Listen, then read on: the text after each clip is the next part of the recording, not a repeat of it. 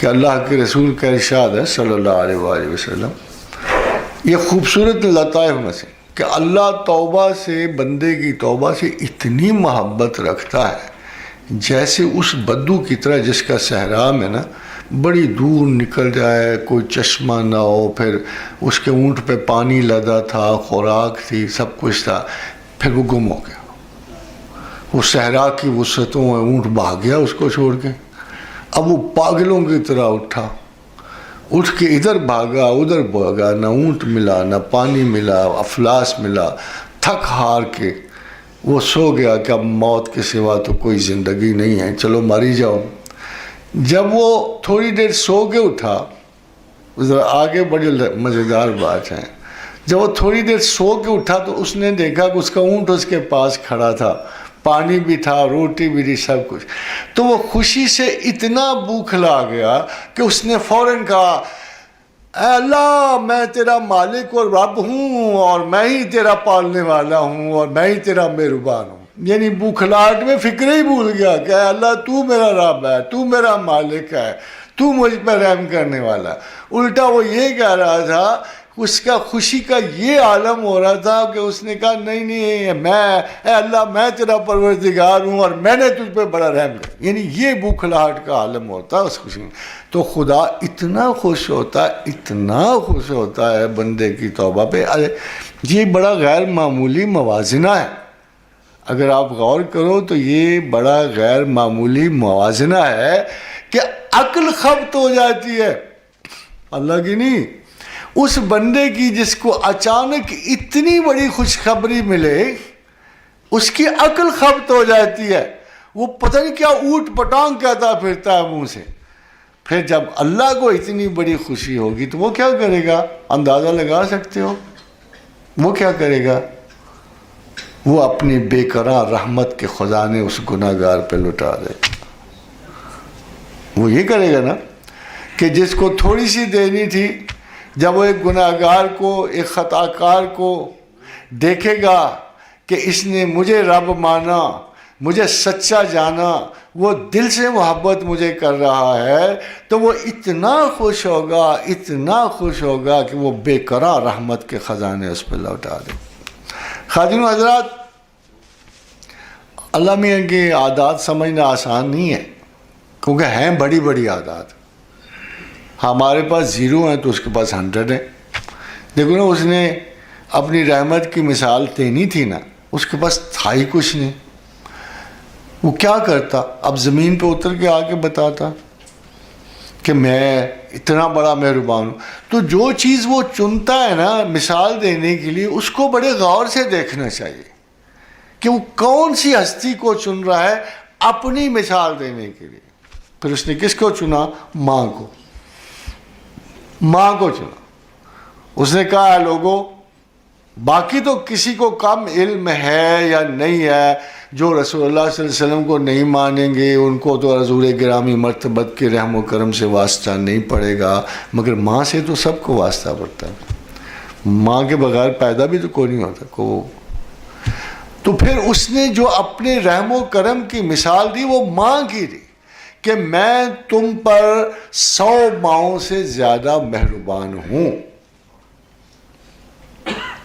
تو حضور صلی اللہ علیہ وسلم ایک دفعہ ام طلحہ کے پاس سے، مجھے ایگزیکٹلی نام نہیں، تو وہ کھانا پکا رہی تھی، ان کا بچے ساتھ بیٹھے ہوئے تھے۔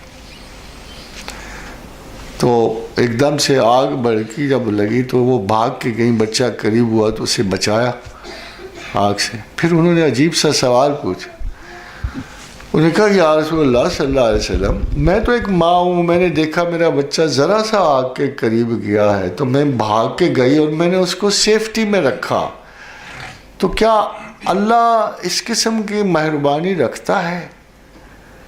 تو حضور نے وہی مثال لوٹا کے کہا، اگر تم ماں ہونے کی حیثیت سے اپنے ایک چھوٹے سے بچے کو آگ کی قربت سے بچانے کے لیے اتنی بے چین ہو گئی ہو، تو اللہ جس نے تمہیں پیدا کیا ہے جو 100 ماؤں سے بھی زیادہ، یہ 100 محاورتاً ہے،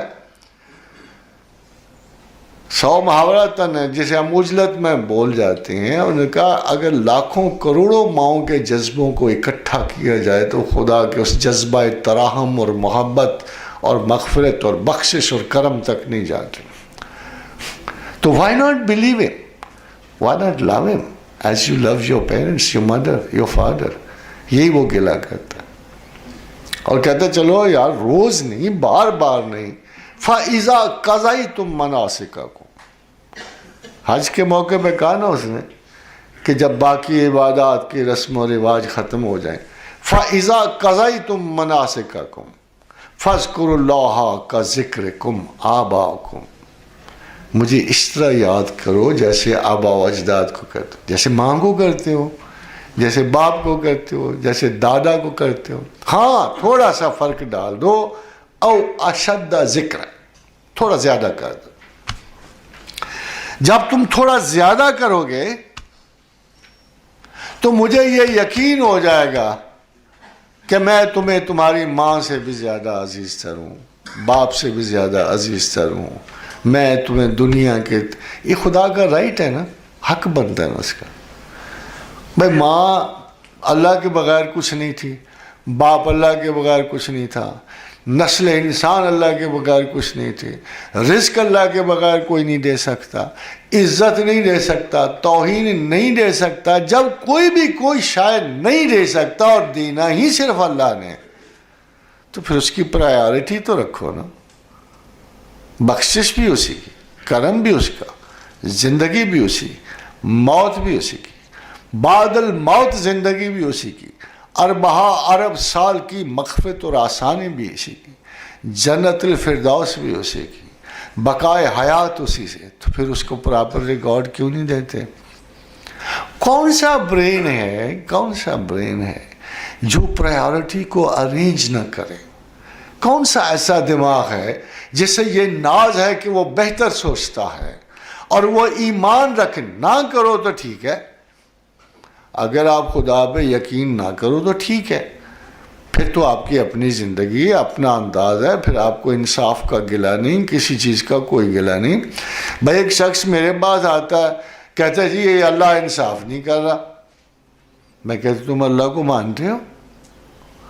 اگر تم اللہ کو مانتے ہو تو پھر جا کے سمجھنے کی کوشش کرو وہ کیوں نہیں کر رہا, اور اگر اللہ کو نہیں مانتے ہو تمہارا کیا حق ہے اللہ پہ تانا دینے؟ جس چیز کو تم مانتے ہی نہیں اس کو تانا کیسے دے سکتے ہو؟ اگر کوئی کافر ہے, مشرک ہے, ایک نان بلیور ہے, جو آپ بس دلیل یہ لا رہا ہے کہ I don't believe in God but he is not creating justice, okay then leave him alone, چھوڑ دو اس کو, پھر بتاؤ کہ کیوں نہیں انصاف ہو رہا. میری بات سمجھتے ہو نا؟ ایک تو وہ شخص ہے جو اللہ پہ یقین رکھتا ہے اور وہ سمجھتا ہے کہ قضاء و قدر کی وجہ سے حالات ہو رہے ہیں, اور وہ سمجھتا ہے کہ زمین انصاف کی جگہ نہیں بلکہ قیامت اور آخرت انصاف کی جگہ ہے. ایک وہ شخص ہے جو آپ سے آ کے کہتا ہے I don't believe in God. کیوں جی؟ سری لنکا میں ہزاروں لوگ بھوکے مر گئے, خدا ہوتا تو وہ بھوکے نہ مرتے. فلاں جگہ یہ ہو گیا, اگر خدا ہوتا ہے. بھائی ان سے کہو کہ you don't believe in God, پھر وجہ بتاؤ کیا. They have no right to say such a thing. ہاں اگر خدا پہ یقین ہے تو تم ریزن ڈھونڈنے کی کوشش کرو گے, اگر نہیں ہے تو you have no right to blame God in any way, in any case.